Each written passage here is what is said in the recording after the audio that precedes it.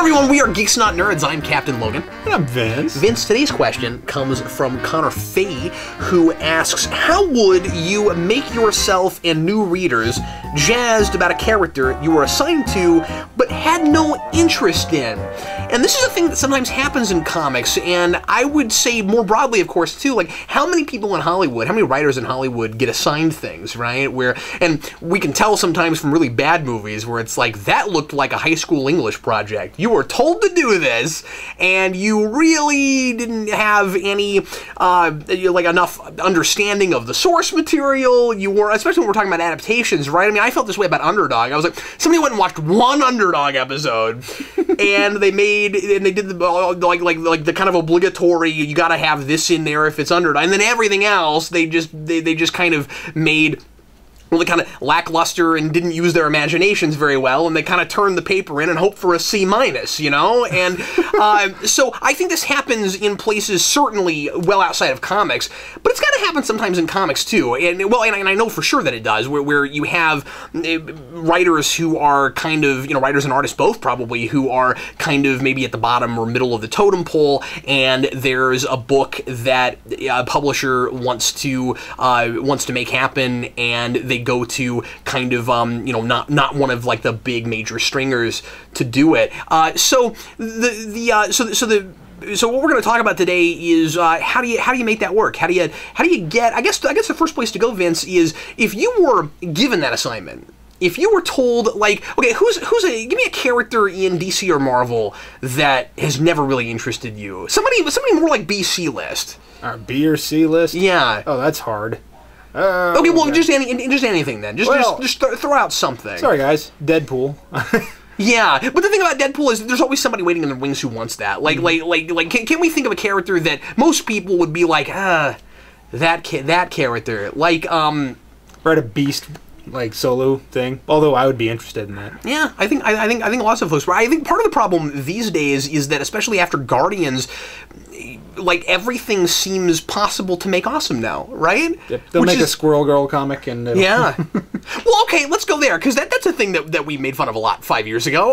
So let's go there, Vince.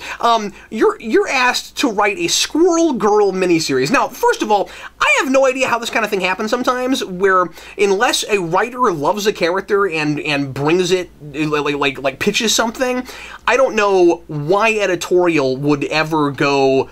But I guess they do sometimes. I'm not sure why editorial would go for either of the big two or whatever would go. Hey, here's a character that very few people seem to have any interest in, but you go write that. You know, I mean, like, for a long time we kind of saw that a little bit with Aquaman, where it's like it was kind of hard to keep that book afloat. A lot of people weren't really interested in it. You had some people that really wanted to write it and make it great, like Peter David, but then a lot of people were just like, who cares about that book? But they kept trying it. But then Aquaman is certainly not supposed to be a B-list or C-list character. But let's say I hand you Squirrel Girl, and you go, huh? Like, you're kind of large for a squirrel. Squirrel Girl, what am I going to do with that? How do you get yourself super stoked to, like, put your stamp on that and make it appear like Squirrel Girl is your very favorite character when you know nothing about it and just don't care? I think you need to start by finding something to like. I don't think at the core of an idea there is inherently nothing worthwhile about the idea. Like, sometimes maybe the story is not about the right person. Maybe you can use the story they want you to use, but do it about somebody else. Whatever. I'm saying that largely for like new fiction writers in general, not necessarily this scenario. Yeah, because that would be a bit of a cop-out, wouldn't it? Yeah. If it was just like, well, we're going to have Squirrel Girl in the background. We're going to have a Squirrel Girl lurking in the background who never talks and has, like, beady, scary eyes, and she's going to be the boogeyman in this comic book.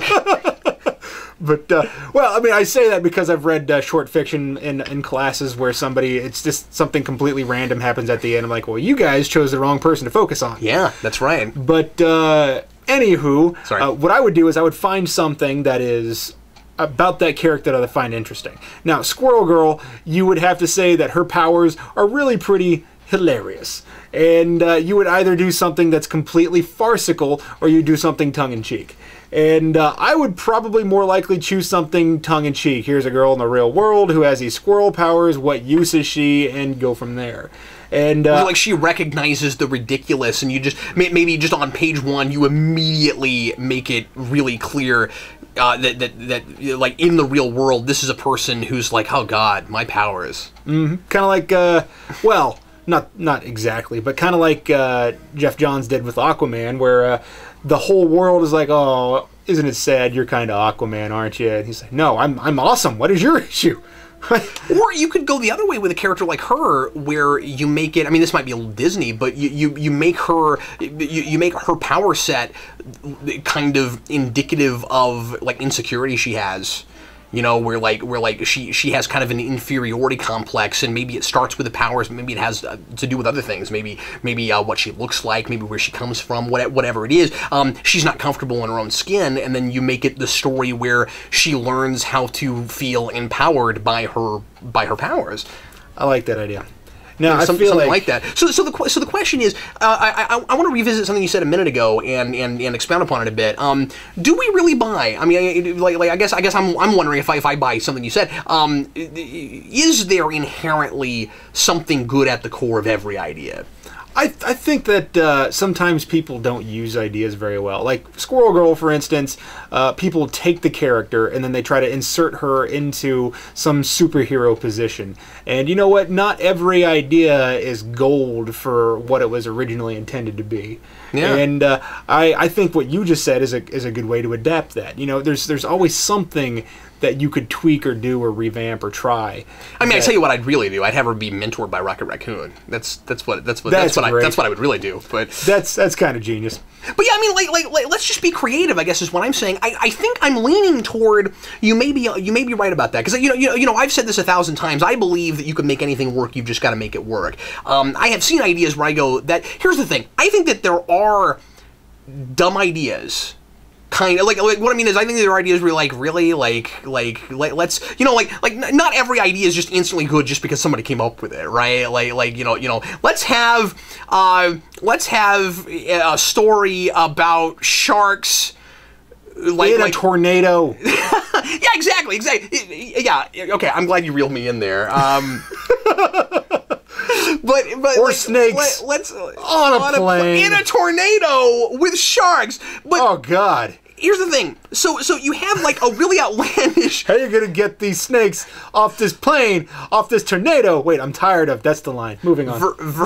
Versus giant octopus. But let's say that I'm sorry. So you've got these like ridiculous, outlandish ideas that you can maybe play with in a farcical kind of way for novelty, but at the core of them is there something endearing or deep or like makes you think about it? No, you have to bring that to it. Yeah, you have to make it interesting in some way. I mean, you have to have something to latch onto. You can have a movie that's completely farcical and strange. And I didn't finish watching this movie. I started watching this movie called Big Ass Spider. And the first 20 minutes... I'm sure that was intellectually stimulating. The first 20 minutes were pretty funny. You know, you introduce a character, and then there's characters that are funny in some way. They go through events. I mean, that's the thing, is that you can make a movie that laid over the top is a ridiculous idea. Yeah. Sharknado, Big-Ass Spider, Eight-Legged Freaks. I'm gonna go to another place. Buffy the Vampire Slayer. Yeah. That is not inherently... potentially a great concept like that. That sounds silly. That sounds like a goofy thing. But the stories that Whedon told with that show spoke to me a bunch of times. So like you got to bring the heart to it. The heart is not inherently in the thing. And, for example, Twilight is not necessarily a bad idea at its core. It's just executed incredibly poorly with really shallow characters. Now, at the same token, with something like that, you've got kind of the problem of regurgitation and kind of ripping off things. And I don't know that there is an idea at the core of that story. Well, you know, other people's ideas at the core of that story. Yeah, well, and certainly you can take things and spin it and make it your own, right? And make it fresh again in some kind of way. So I guess the question is, if you get a thing that you're not immediately in love with, what do you personally bring to the table? And I don't think it's a matter of change what it is. Yeah. I think that I think that's a cop out too. You know what I mean? Like if you're like, okay, well, Squirrel Girl doesn't work because her powers are lame, so let's give her different powers. Yeah. Like you're not gonna. I don't know. You're not going to immediately... Which is exactly what they did with Project Superpowers and Dynamite. They just gave people different powers. I mean, I just don't think that that retooling and reimagining is always the way to go. I think that can work. It just depends on what we're talking about. But, like, especially if... Let's say nobody's written the definitive story about, or a character, like a story that anybody talks about a particular character, and now you've got the chance to do that. Is the way to do it to completely reinvent them? I mean, there are certainly exceptions to this, like when John Byrne, I think it was John Byrne, got Superman and said, hey, let's stop having him juggle planets. But that's understandable because that's not a matter of let's change what he is, like at his core. Let's change what the character is. That's just a matter of let's take him back to his roots. He didn't start that way. That's not what he was. It got kind of overly, you got overpowered. It got kind of crazy. But I don't know where I was going with that. But anyway, so I guess once again, I guess the question is just like how do you give it a fresh spin and have the chance at writing the definitive story? I don't mean that you should come at a thing thinking I'm going to write the definitive story. I just mean that you also shouldn't sell yourself short and think, well, everybody's going to forget about this one in a month. Yeah, I mean, because if you approach something with the idea that you're just going to write something that's white noise, then that's exactly what it's going to be. It's either going to be white noise or terrible. On the other hand, if you come at something and say, I'm writing a masterpiece, it's probably going to be overbloated and a complete mess. Yeah, I mean, kind of like... I think most masterpieces were not a person sitting, I'm going to write a masterpiece. You know what I mean? Like... And I think that sometimes just because it's like people will try to give an over-layered idea, like Beowulf is an epic, so this is going to be an epic movie, and it's based on something that's classic literature, and it must be good. Well, no, every Beowulf movie that's been made is pretty much awful. Yeah, sure. Also, epic is not the same thing as masterpiece. Yeah. I think it's important to remember that epic is a genre, just like anything else. You can be a bad epic. The fact that you're, like you can be a bad action movie, you can be a bad western, you can be a bad epic, and still be an epic. Yeah. You know? Indeed. I also think that sometimes... Then people call you an epic failure. That's the problem with being an epic and being bad, is that then you're opening people up to start calling you that, and that's unfortunate. That's funny. Yeah. Or, if it's a disaster movie, it's the disaster. So, or a monster movie, it's a monstrous failure. So, I also think that sometimes people get assigned things just out of the blue, say, like, look, Gale, we don't know who Gale could be. You're going to write Batgirl, okay? And figure it out here. And we want these characteristics, and then you're writing a story about characteristics more than you are writing a story about a character. Well, and that's just a matter of editorial tying your hands behind your back and telling you what you have to write, and you're like, well, why don't you guys just write it? I don't understand. Like, if you've got creative freedom, I feel like there's no excuse not to make it your own, no matter what it is. Yeah, I mean, effort, I think, needs to be there. I mean, if it's not effort, then obviously you're not trying. But. I'm going to say, like, you bring in your personal experiences. You immediately, and I always say this, you immediately make a story, no matter what it is, feel more legitimate and real by bringing in like work stuff, job stuff, hobby stuff that you have. Write about something even if you're having to deal with a thing that you don't really know. You know what I mean? Even if you're assigned a thing where you're like, well, this guy's a police officer. I don't know anything about police work. Well, do a little bit of research about that, but then maybe give that guy a hobby or give him something else that maybe giving him something that's in your background so that a reader will look at that and be with you more with the police stuff, because there's this whole other aspect that clearly you're an authority on. So, I mean, part of it is, like, bring whatever you're an authority on to the table instead of just going, okay, well, this character has always had this kind of status quo and these elements. So it's not that I don't think bringing something new to the table immediately changes what it is. I've always, or I haven't always, but I've seen frequently people do things like, my father was a woodworker, or my best friend, my roommate, such and such, had this, and I was always really ingrained in this, and I became really related to this person based on this thing. So maybe Batman's father wasn't a woodworker by trade, but maybe it was something he did on the side. And so you probably wouldn't go years and years without seeing Batman doing woodworking if he was a woodworker, and then now suddenly Batman's a woodworker. But you know what? He could have an uncle that had it. Maybe, when he was a kid, he was inaugurated into the world of woodworking. And now this is really part of the whole, call the character that does something with wood poison ivy. So now there's something with plants, and you're looking at the idea of carpentry versus the destruction of trees, and so you can tie things in without having to change your character at its core. Not to say that nobody would be interested in Batman, but I'm sure somebody out there wants to write Batman. If you're trying to... I think importantly too, if you're writing a character or writing, just given an assignment, whatever it is, that you're not immediately interested in, and honestly, I feel like there's a lot of real world application to this, not just for like Hollywood writers and people in comics and stuff, and book writers and stuff. I think just like even folks that are watching and are maybe like in school or something where you're given an assignment, like how do you take a thing that you're not interested in and make yourself interested in it. One thing I think is really, really important is, as far as I think not to do, is don't think about the thing you'd rather be doing and trying to turn it into that. Yeah.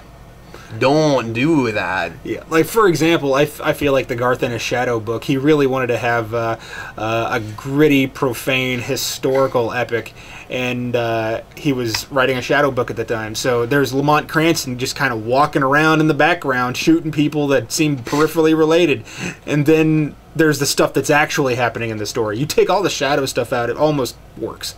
So... Weird, yeah. Now, the thing you're writing about. But now the question is, of course, could you do the really profane, gritty book and still make it feel like The Shadow? Yeah, I just feel like you probably could, I mean, but that was, at least from what you told me, that was a case of he obviously just didn't care about writing The Shadow, so he didn't. I don't think he did. He didn't find a way to make that work. Yeah, I think I did a review or something like that where I said I don't think he cared about writing The Shadow at all. So, yep, indeed.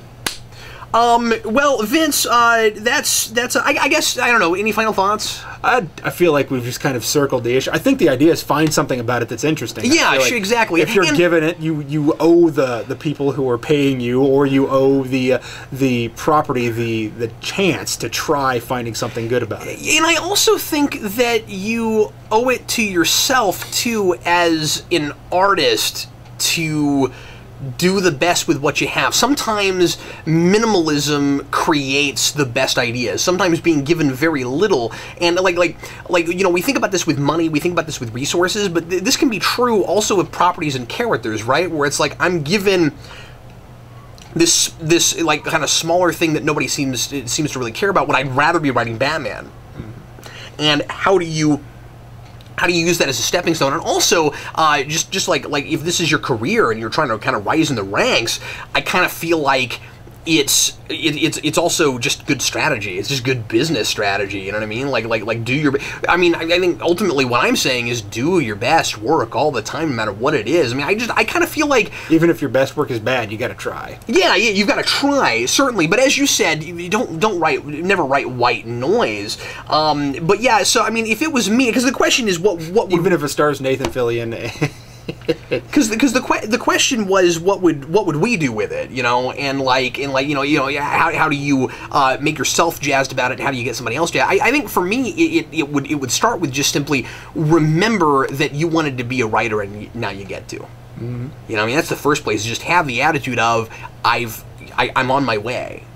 I mean that's the first thing. If that's what you really want to do. I mean, sometimes I said I would review every superhero movie ever made. Sometimes I have to review movies I really don't want to review, and like sometimes the really bad ones are fun to review, even though I don't like them. And sometimes the really good ones are movies that were technically good, but not movies that I love, and still I have to sit down and I have to write it. And so I have to find the passion for the work, not just for the thing. So just getting to do the job, I think, is part of it. Mm-hmm. Well, why don't we go ahead and go on to rants? And Vince, what is your rant for today, sir? So I'm going to start with a story, and then I'll get to what the topic of the rant really is. So I was at a Chili's tonight. I've never been to a Chili's and thought, wow, that was good. And I've gone to a Chili's where I've said, boy, I regret eating that. And because I've never gone to a Chili's and not hated my food or ended up with some kind of gastric distress by the end of the evening. That being said, let's move on to this evening.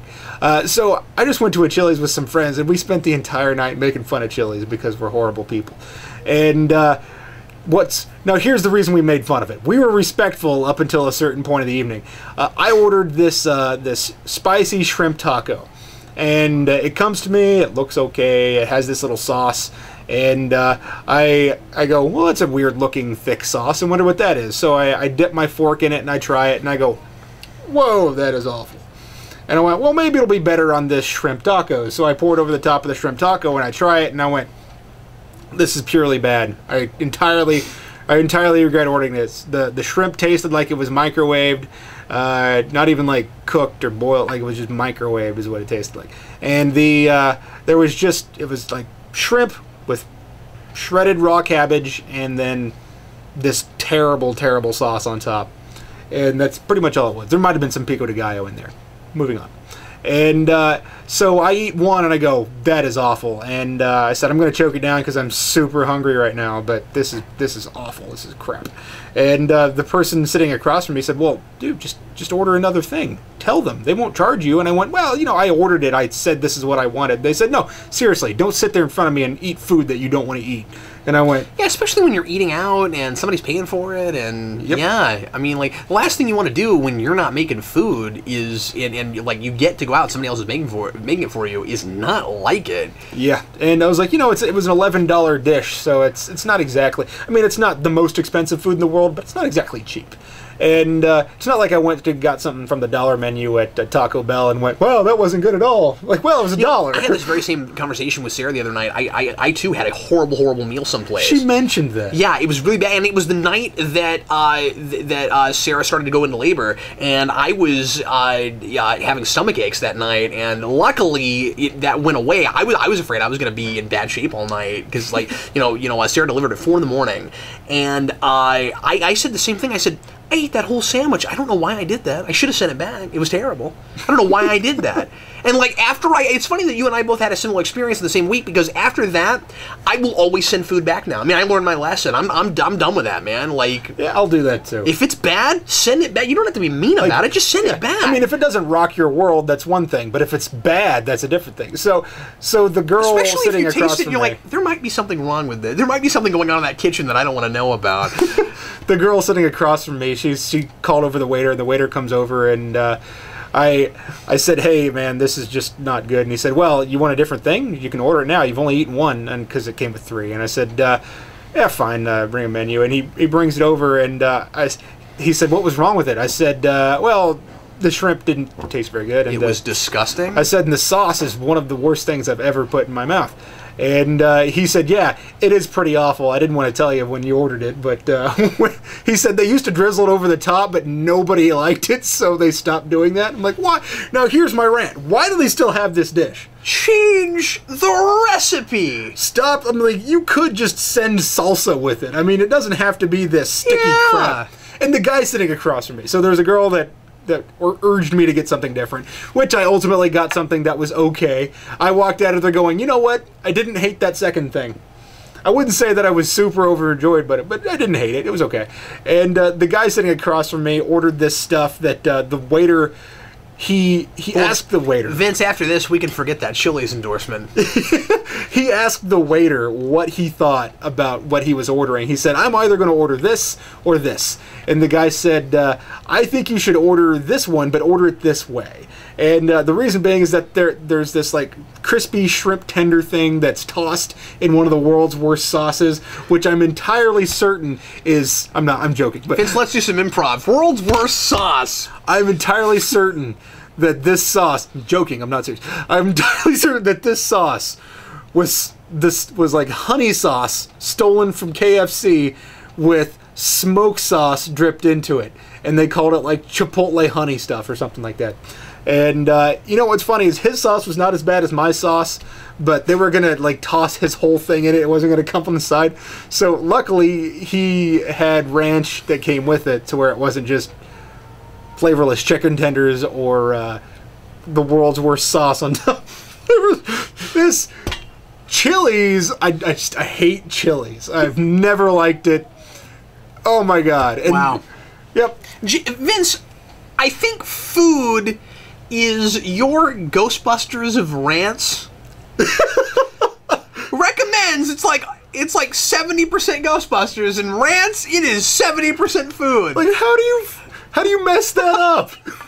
Like, if the sauce We've been doing this for 6 years, and your mouth still goes to an F place. Fire truck. Okay, Vince, today my rant is about Spotify, and it's not what you think, because there's that whole Taylor Swift thing from this week where she's all angry with Spotify and has pulled her songs because they don't pay their artists enough. I'm not going to talk about all that, but what I wanted to mention is that I don't like that you can basically only listen to Spotify with an account on one device at a time. What? I think that's really weird, and what makes it kind of worse. I mean, because it's like, I guess I'm just kind of used to other models where, like, okay, Netflix, you can have up to a certain amount of devices, and it's all under one username. And like, the thing is, it's not like I'm not paying for Spotify. Like I have I pay for Spotify, and I pay for so I don't get commercials, but I kind of feel like I ought to be able to get at least a certain amount of devices. Even if it's only 3 or 4, just tell me how many it is, because the thing is, we live in a day and age where nobody listens to things on one device, even sometimes at a time, you know what I mean? If it's, I'm just saying, and I'm not saying everything has to be exactly like Netflix, but like Netflix, Hulu, other, at least like video streaming things that I pay for, if I'm down here and I want to watch something, my wife is upstairs and she wants to watch something, we can both watch something. How come with Spotify, which by the way costs more than Netflix, it's $10 a month, I pay $8 for Netflix, I'm not complaining about pennies, I'm just saying that you know, I pay for it, it's comparable. How come they have it set up that way? What is worse though is that I don't know what the rules are. It seems like you're sort of only supposed to be able to listen on one device at a time, but it never works the same way. If you try to listen to, I've had like 5 totally different experiences with this. If I want to listen to Spotify in the car, and my wife happens to be listening to it at home, I'll be driving down the street, and sometimes it'll just work fine. We can both listen, no problem. Sometimes it will periodically stop my music simply because somebody else is playing it and I have to keep restarting it. Sometimes it won't work at all, and sometimes it will play what she's listening to on mine instead of her device. I've had times, and this is hilarious, where one time I got in the car and I was driving down the road and I was listening to something, I forget what, and all of a sudden Thriller comes on.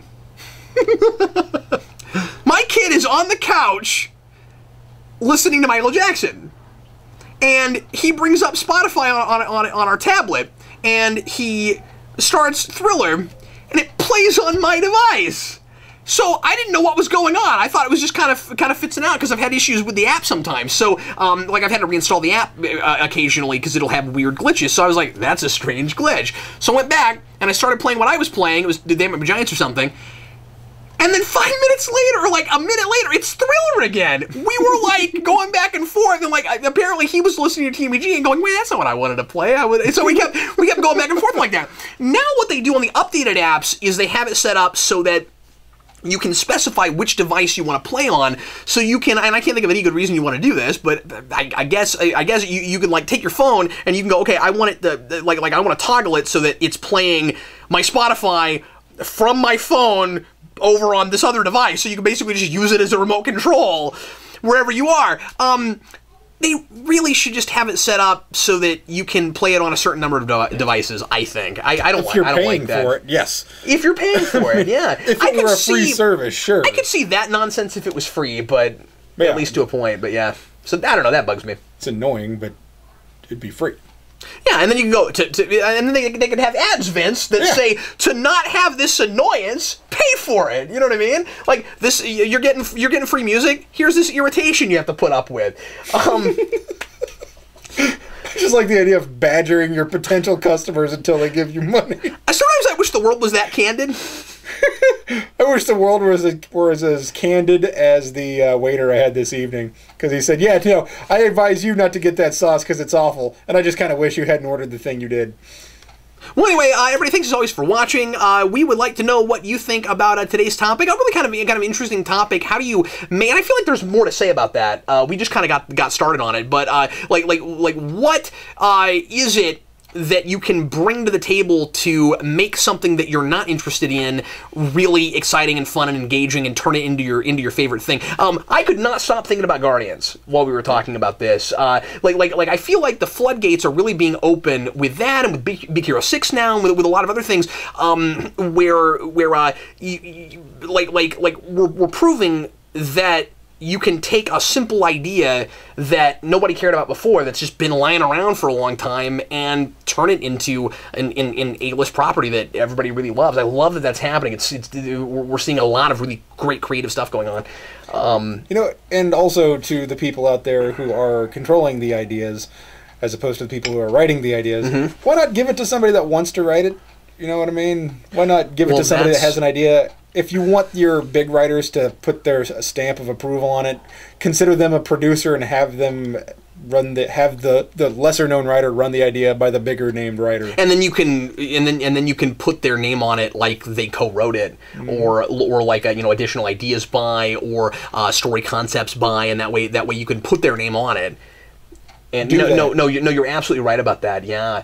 Because that's got to happen a lot, right? Where like somebody gets a thing, and there's somebody else there that's like, no, pick me. I love that. Why ask a big name writer to put half their heart into something that's going to end up sucking? Yeah, it just kind of ruins his brand, or her brand. Let's be honest. Well, folks, thanks again for watching. We sure appreciate it. And if there is anything you'd like to see us talk about in a future video, go to Geekvolution.com and click on the contact page and send me ideas there. You can also put things in the comments, but I'm more likely to see everything if you send it to our contact page. Thanks for watching. I'm Captain Logan. And I'm Vince. Reminding you to support your local comic book store. See you next time.